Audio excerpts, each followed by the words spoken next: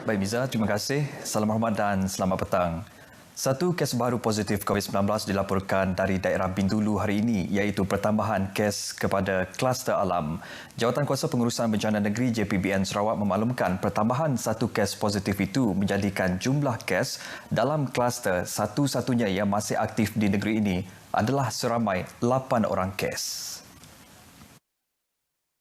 JPBN dalam kenyataan mengesahkan jumlah keseluruhan kes positif COVID-19 meningkat ke 699 kes.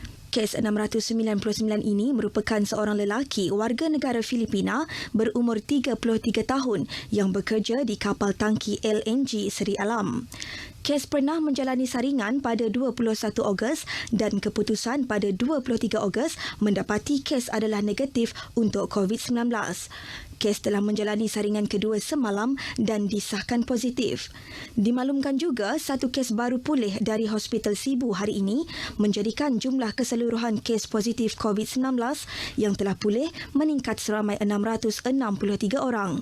Seramai 17 orang masih menerima rawatan, 5 orang pesakit dalam siasatan baharu dilaporkan. Manakala 2 kes masih menunggu keputusan ujian makmal dan jumlah kematian kekal 19 orang. Sarawak muncul negeri keempat tertinggi menerima agihan zakat perniagaan daripada Bank Rakyat dan anak syarikatnya, Rakyat Management Services Sendirian Berhad bagi tahun kewangan berakhir 2019.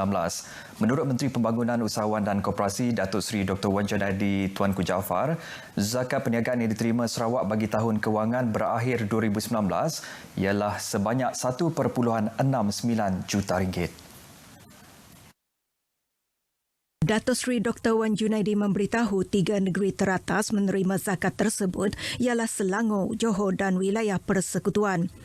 Alhamdulillah, inilah tahun yang ketiga consistently kita mendapat bahawa sumbangan daripada Bank Rakyat kepada zakat di Kuching ini kali yang berturut-turut konsisten Sarawak mendapat nombor 4 lah yang tertinggi seluruh Malaysia. Datuk Seri Dr. Wan Junaidi bercakap kepada RTM selepas menyerahkan zakat perniagaan berkenaan kepada Yang di-Pertua Negeri Tun Pehen Sri Abdul Taib Mahmud bagi pihak tabung Baitumal Sarawak pada satu majlis ringkas di Demak Jaya, Kuching. Zakat terbabit merupakan sebahagian daripada jumlah keseluruhan zakat sebanyak 32.99 juta ringgit yang diluluskan oleh bank berkenaan kepada seluruh negeri di Malaysia bagi tahun keuangan berakhir 2019. Penggunaan teknologi dan inovasi dalam penyampaian Festival Penulis Sarawak SAF 2020 dalam talian kali ini memudahkan sambutan tersebut diakses di mana saja. Menyambut baik usaha penganjur, Menteri Pelancongan, Kesenian dan Kebudayaan Dato' Abdul Karim Rahman Hamzah berkata, pada masa sama ia dapat mengekalkan warisan penulisan dan sastera terbitan tempatan untuk diketengahkan di peringkat global. Jelas Dato' Abdul Karim, capaian dan akses festival tahun ini lebih meluas bukan sahaja melibatkan lapisan masyarakat di Sarawak, malah pada tahap serantau dan antarabangsa. Pada masa sama, beliau berkata ia sekaligus membuka peluang kepada penulis, penerbit dan pembaca, terutamanya remaja, untuk menghayati dan menjiwai bahan-bahan penulisan, menikmati puisi dan persembahan yang diketengahkan penulis selain berpeluang berinteraksi dengan para penulis dan penerbit lain.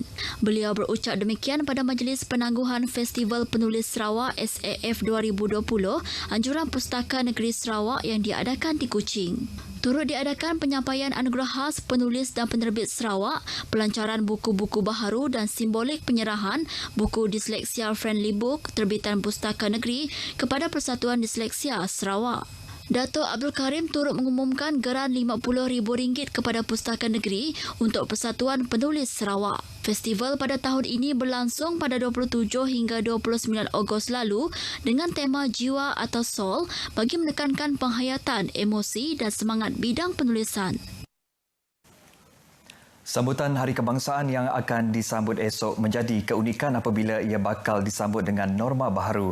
Bertemakan Malaysia Prihatin, Ahli Dewan Undangan Negeri Repok Datuk Seri Huang Tiong Si berkata, sambutan kali ini nyata berbeza dengan negara masih berdepan pandemik COVID-19.